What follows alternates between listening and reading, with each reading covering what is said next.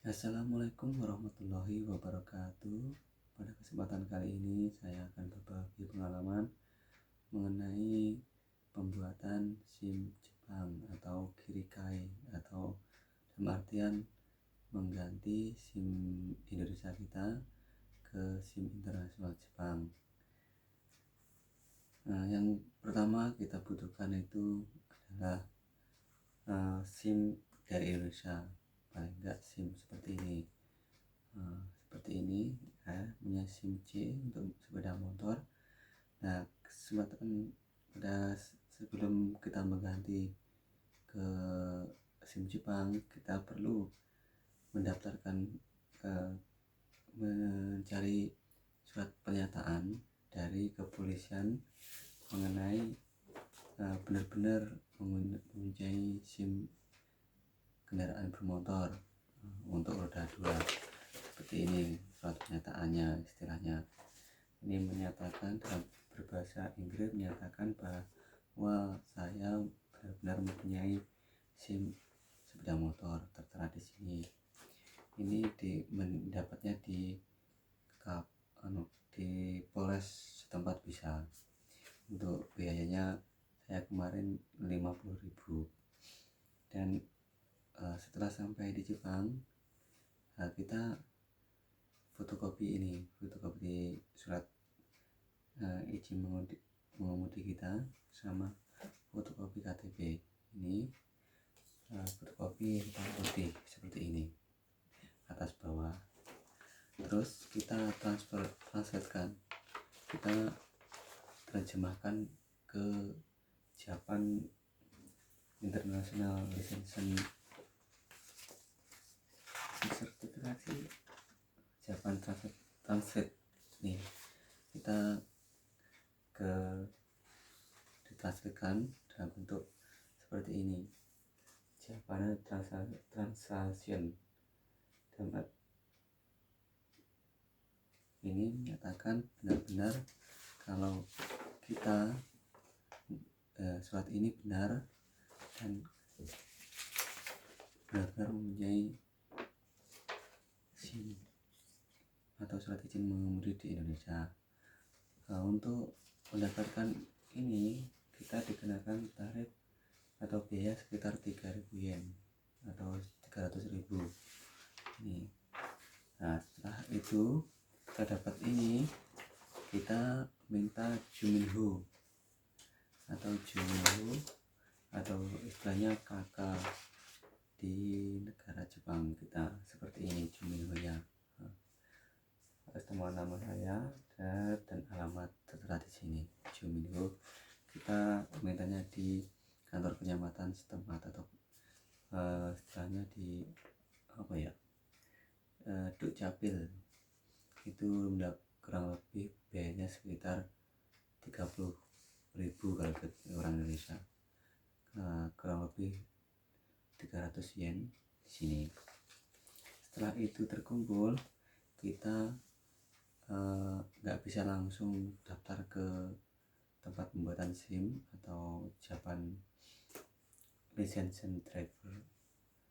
Kita harus yaku dulu, atau dalam artian reservasi lewat telepon. Kita bisa mengurusnya kapan itu ditentukan dari pihak sananya. Setelah itu kita siapkan dulu itu tadi. Yang pertama ya paspor, seperti ini, paspor yang ada di bawah, paspor, KTP, surat izin mengemudi SIM kita, sama jangan lupa Jairo Kado juga. Ini Jairo Kado ini, sama fotokopi tadi, fotokopinya ini, sama pernyataan di Indonesia tadi, sama Juminho, ini Juminho satu, sama terjemahan SIM kita tadi ini. Setelah itu kita sama bawa foto paspor tuh kecil, ukuran 2,4 kali 3, seperti ini, kecil banget.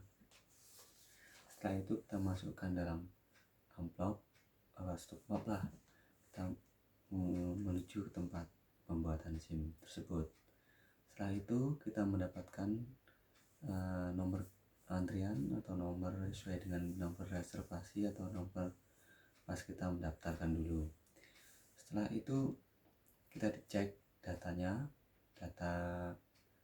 mengenai kelengkapan data-datanya. Setelah itu udah cek, kita diarahkan untuk tes yang pertama itu tes mata. Setelah itu tes mata dikenakan biaya berapa ya,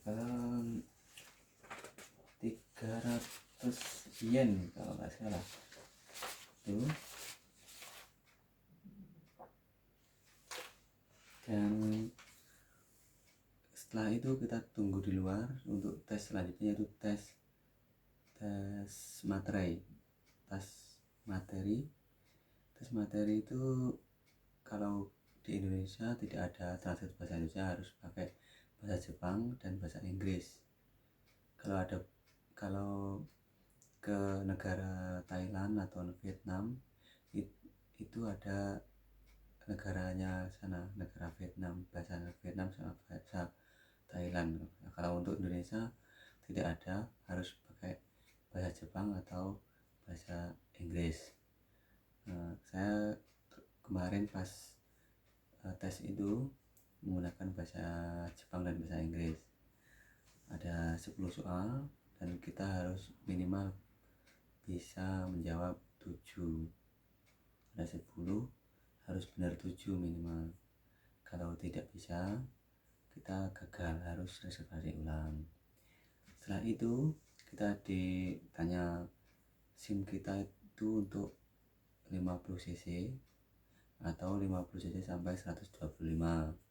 Kalau untuk 50 cc kita hanya tes materi saja, tes materi 10 soal, nyatakan lulus, kita sudah dapat mendapatkan SIM Gensuki atau 50 cc. Tapi untuk Gensuki atau 50 cc itu tidak bisa untuk naik 2 orang, harus 1 orang. Dan kalau untuk naik ke tingkat selanjutnya 50 cc ke atas sampai 125 cc, kita harus lulus tes praktek dulu. Setelah lulus tes praktek baru kita mendapatkan SIM tersebut. Dan untuk biayanya, untuk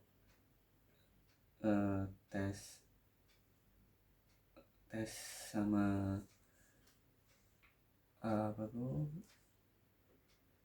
Kirikai untuk kurang lebihnya sekitar 5.000 yen atau sekitar 500.000 itu untuk tes Goju cc sampai atau 50 cc sampai 125 cc. Setelah dinyatakan lulus, kita bisa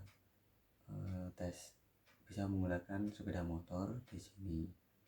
Dan sebelum kita tes sepeda motor itu, kita harus lulus tes materi dulu untuk yang cc 50 sampai ke 125 cc, harus tes praktek dulu. Kalau untuk 50 cc kita tidak usah tes praktek. Dan untuk tes praktek kita wajib membawa helm sendiri sama sarung tangan, dan kita harus pakai baju lengan panjang dan bersepatu. Setelah itu lulus, kita akan mendapatkan SIM tersebut. Sekian dari saya, semoga bermanfaat untuk teman-teman yang ingin membuat SIM sepeda motor di Jepang atau Kirikai sepeda motor di Jepang. Saya akhiri. Wassalamualaikum warahmatullahi wabarakatuh.